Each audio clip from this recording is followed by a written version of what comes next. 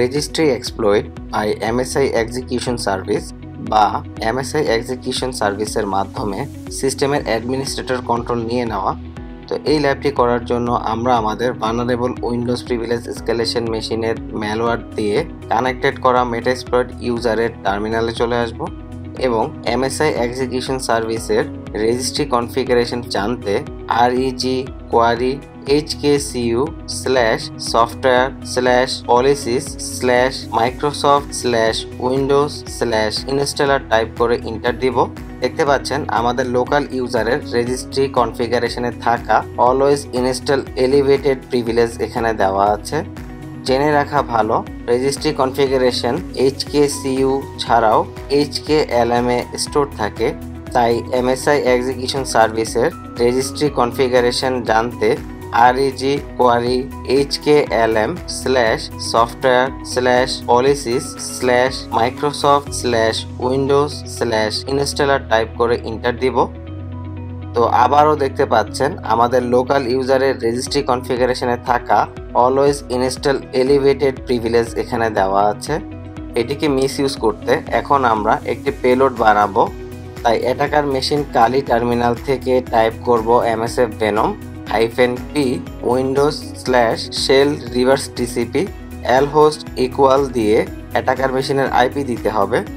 দেন lport equal 1234 দিয়ে payload format দিতে -f type করে MSI দিব।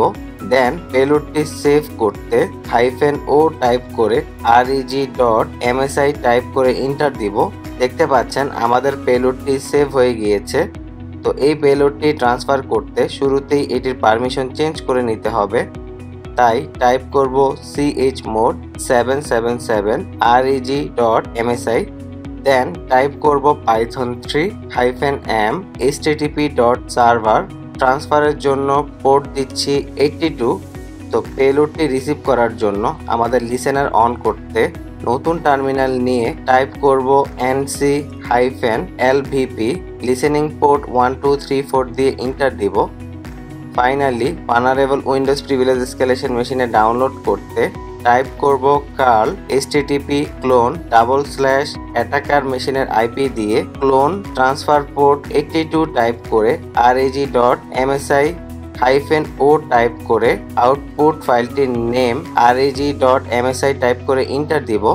দেখতে পাচ্ছেন আমাদের রেজিস্ট্রি এসকেলেশনের জন্য পেলোডটি এখানে ডাউনলোড হয়ে গিয়েছে। এখন এই পেলোড দিয়ে অলওয়েজ ইনস্টল এলিভেটেড প্রিভিলেজকে মিসইউজ করতে টাইপ করব msi/quite/qn/i reg.msi টাইপ করে এন্টার দিব। তো নেটগেট লিসেনারে আসলে দেখতে পাচ্ছেন সে একটি টার্মিনাল রিসিভ করেছে। আমরা কোন ইউজার হিসেবে আছি তা জানতে who am I টাইপ করে এন্টার দিচ্ছি। দেখতে পাচ্ছেন আমরা সিস্টেম বা অ্যাডমিনিস্ট্রেটর ইউজার হিসেবে লগ ইন আছি। তো এইভাবে একজন অ্যাটাকার উইন্ডোজ সিস্টেমের রেজিস্ট্রি সার্ভিসের ভালনারেবিলিটি মিসইউজ করার মাধ্যমে সিস্টেমের অ্যাডমিনিস্ট্রেটর কন্ট্রোল নিয়ে নেয়।